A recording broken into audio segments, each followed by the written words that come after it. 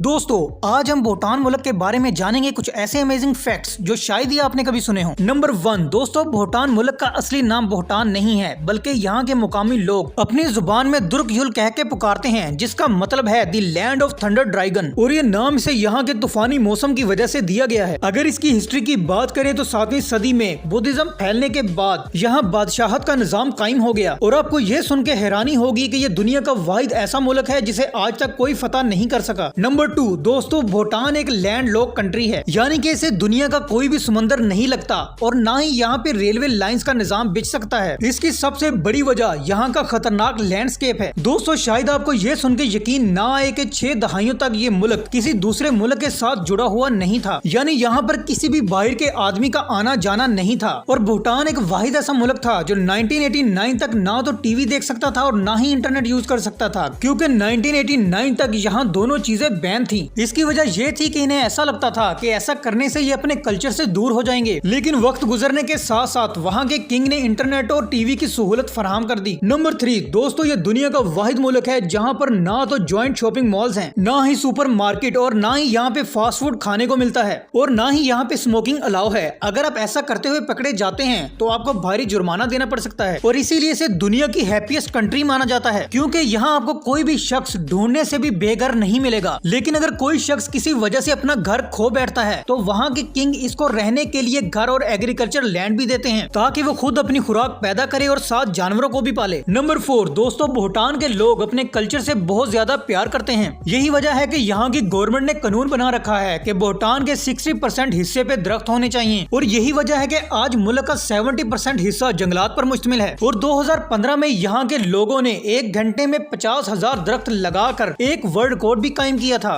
और सबसे इंटरेस्टिंग बात तो यह है कि जब वहाँ के किंग के घर बेटा पैदा हुआ था तो वहाँ के लोगों ने एक दिन में 1 लाख दरख्त लगाकर खुशी मनाई थी। नंबर 5 दोस्तों, भूटान में आपको सड़कें बहुत ही कम मिलेंगी और यहाँ पे गाड़ियाँ भी ना होने के बराबर हैं, क्योंकि ये एक पहाड़ी इलाका है। यहाँ पर ज्यादातर लोग वॉक और हाइकिंग करते ही नजर आते हैं। और भूटान में सिर्फ एक ही एयरपोर्ट है, पारो इंटरनेशनल एयरपोर्ट। ये इतना खतरनाक है कि दुनिया के सिर्फ 8 सबसे अच्छे पायलट को ही यहाँ पे लैंड और टेक ऑफ करने का लाइसेंस दिया गया है, और इसकी वजह यहाँ का खतरनाक मौसम है। यहाँ सिर्फ दिन के वक्त ही परवाजें आती और जाती हैं।